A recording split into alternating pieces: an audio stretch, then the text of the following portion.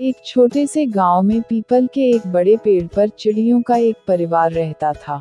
इस परिवार में माँ चिड़िया, पिता चिड़ा और उनका नन्हा बच्चा चिरौटा रहते थे। माँ चिड़िया अपने बच्चे से बहुत प्यार करती थी और हमेशा उसे सिखाती रहती थी कि जीवन में कैसे सतर्क और समझदार रहना चाहिए। चिरौटा, बेटा, जब तक तुम्हारे पंख मजबूत नहीं हो जाते तब तक उड़ने की कोशिश मत करना, गिरोगे तो चोट लग जाएगी। लेकिन माँ, मैं उड़ना सीखना चाहता हूँ, बाकी बच्चे तो उड़ने की कोशिश कर रहे हैं। चिरौटा जिद्दी था, लेकिन माँ का कहना मानने के अलावा उसके पास कोई चारा नहीं था। माँ रोज सुबह चिरौटे के लिए दाना लेकर आती और उसे समझाती कि सही समय पर ही सब कुछ करना चाहिए। एक सुबह जब माँ चिड़िया दाना लेने गई, तो चिरौटा ने सोचा, क्यों न मैं आज खुद उड़कर देखूं, माँ को तो पता भी नहीं चलेगा। चिरौटा पेड़ की डाल से छलांग लगाता है। शुरुआत में उसे मजा आता है,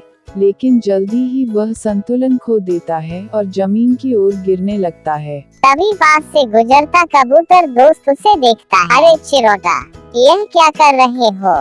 तुम्हारी माँ ने मना किया था ना।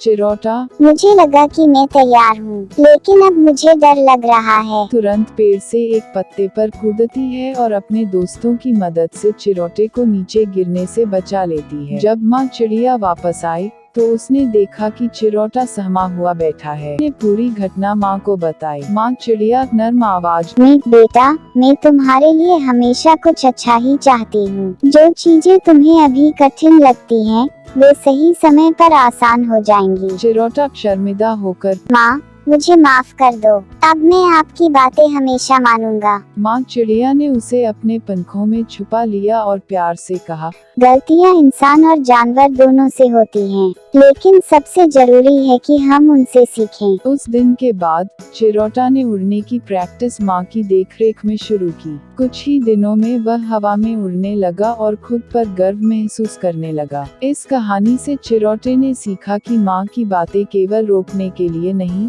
बल्कि उसकी भलाई के लिए होती हैं। माँ का प्यार और अनुभव जीवन का सबसे बड़ा सहारा होता है। माँ की बातें हमेशा माननी चाहिए क्योंकि वे हमें जीवन में गलतियों से बचाती हैं।